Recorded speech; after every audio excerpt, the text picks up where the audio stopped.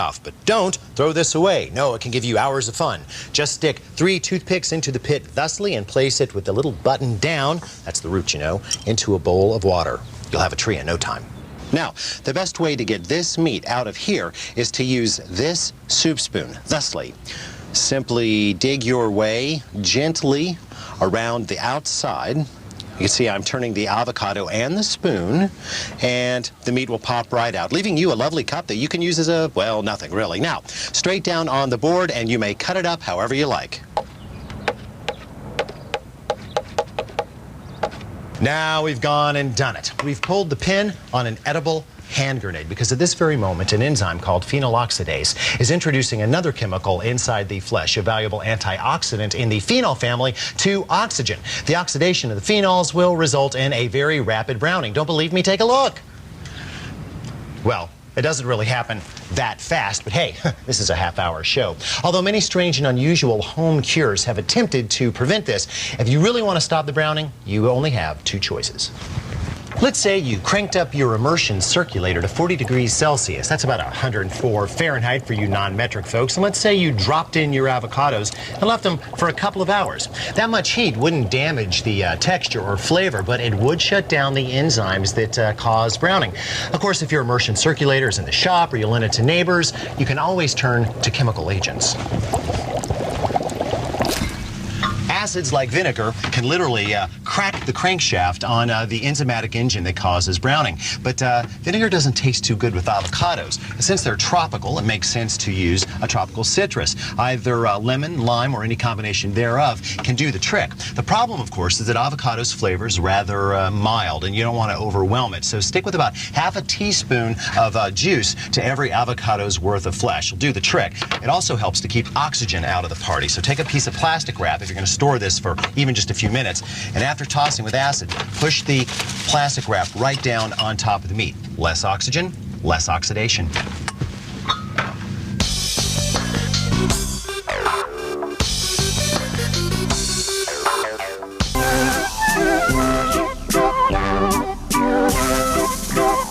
Besides salt and pepper to taste, our first experiment will require 1 tablespoon of freshly squeezed lemon juice, 1 clove of garlic minced, 2 teaspoons of dried cumin, 1 tablespoon of chopped cilantro, 2 ounces of unsalted butter, and 6 ounces of ripe avocado meat.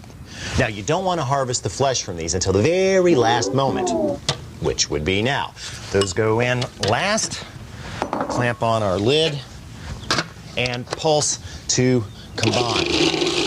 Now, you might be wondering, why in the world do I need to use butter if I've got all the wonderful fat in avocados? Well, the truth is, I need more saturated fat than the avocados can offer. That's because I want this butter to set up solid and then melt very slowly and smoothly. The only thing that can really do that is butter. So we'll use butter. Now, once you've got this almost worked into a paste, go ahead and add a few pinches of salt and a few pinches of pepper. You can always add more later. Slide in a piece of parchment paper or wax paper and deliver your guacamole butter right into the middle of the vessel. Get as much of it, of course, as you can. Then simply fold over one edge to the middle. Keep one hand here. Take the edge of your pan and slowly squeeze outward. There, till you get a nice log shape. Then carefully roll up the rest of the way, twist the ends, and chill. This will keep nicely in the refrigerator for about 2 weeks. When you need some, just cut it off and then push the paper back over the end. Now, if you want to look at long-term storage, then you're going to need to think about your freezer. And you'll need to wrap the butter in at least 2 layers of plastic in order to keep out any funky flavors. Application possibilities, nearly endless. I put this stuff on just about everything that comes off of my grill, from pork chops to bread to tomatoes to corn, salmon, burgers, you name it. Now that's good eats.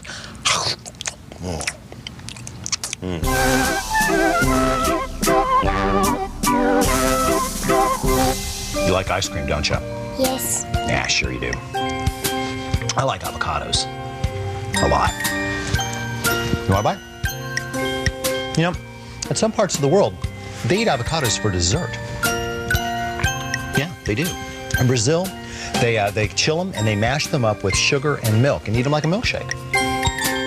In Indonesia, which is this island far away from here, they mash them up with coffee and eat them for dessert. Even little kids like you eat them. Is all that stuff true? Yes. Do they mash them up and they eat them like milkshakes? Yes, they do. They eat them like milkshakes. You want some? It's good for you. Oh, fine. Fine. You want ice cream? I'll get you ice cream, kid. The way I see it, the linchpin ingredient in great ice cream is the egg. Protein, emulsifiers, fat, it's got everything you need for creating a creamy, rich texture. But check this out. 3.5 ounces of the green stuff gives us a little over 2 grams of protein, 16 grams of fat, and it still contains 6.3 grams of carbs for flavor and sweetness. So the trick to using avocados for ice cream is to think of them as eggs. They're even shaped the same. Coincidence? I don't think so. Touch it your favorite blender and toss in 12 ounces of avocado, 1 tablespoon of freshly squeezed lemon juice, 1/2 cup of sugar, 1 cup of heavy cream, and 1 1/2 cups of whole milk right down the barrel. Lid that up and put the spurs to it. The colder this mixture is when it hits the churn, the better the texture of the final ice cream will be. So park this in your cooler for at least a couple of hours before you take it for a spin. Break out your favorite ice cream maker and assemble its inner workings thusly. Clamp it on and get it running before you retrieve the mix.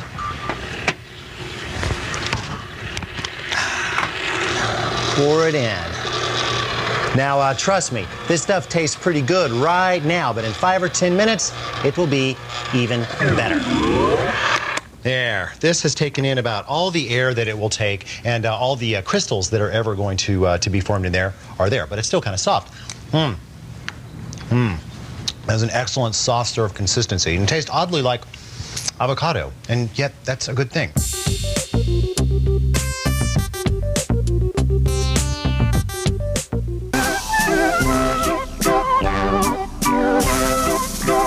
Sooner or later, most of us will fall into the latexy grasp of the medical industry, especially if we keep eating stuff like this Megamart cake with its shocking, shortening sugar and food dye frosting.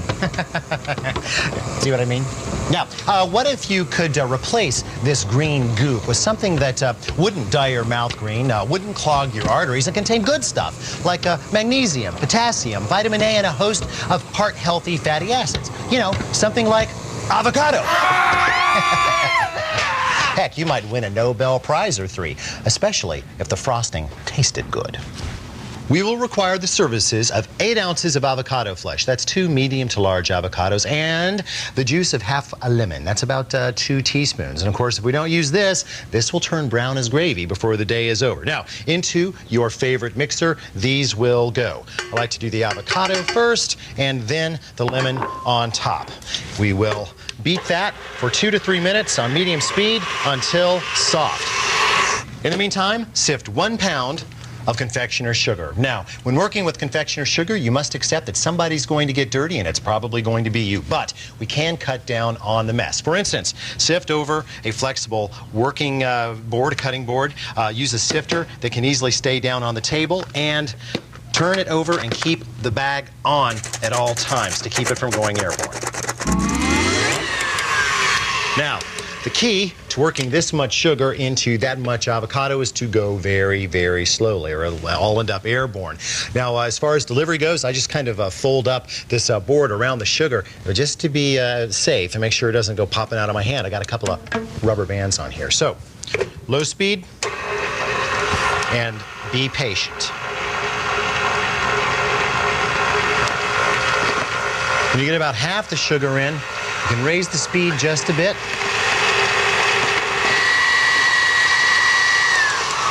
There, now turn the motor down to stir, or its lowest setting, and add the last flavorant, 1/2 teaspoon of lemon extract.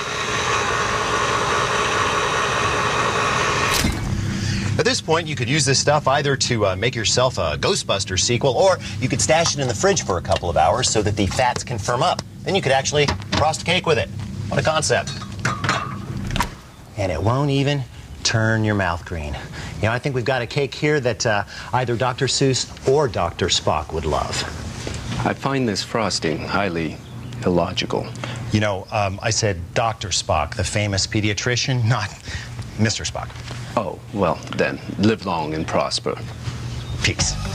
So, we see in the end that not only can the old alligator pair learn a few new tricks, it can teach us a few new tricks. See you next time on Good Eats. You want some cake? Sure. Okay, but only if you show me how to do that thing. How does it work? It's more like this.